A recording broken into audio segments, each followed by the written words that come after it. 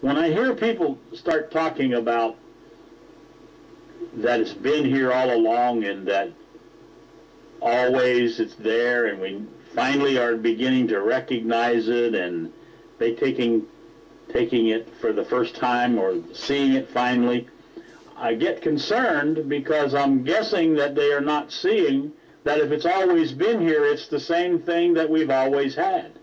Now maybe that's not true. Perhaps out of the old can come the new without the death of the old.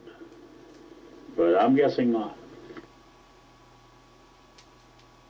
There's so much more energy and there's so much more aliveness when people speak rather than type. When they type, they can just hide behind their memory. They can hide behind what they've learned.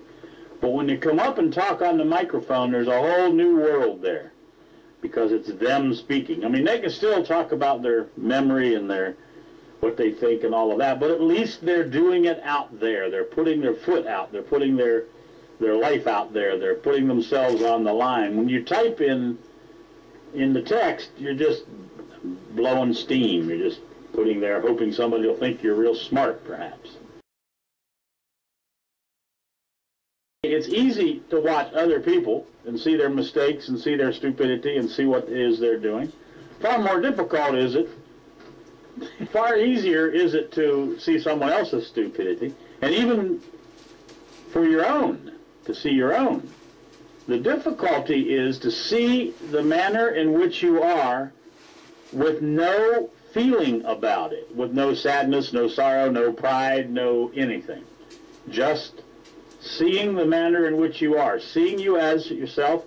If you see that you are to yourself the world's worst person, to be able to see that with no feeling about it, just say, oh, that's interesting, world's worst, not even interesting, just, I just happen to be the world's biggest liar, and have no feeling about it, have it not be some egotistical trip, because if there's a feeling about it, it's a trip of the ego. It is not the observation of the self.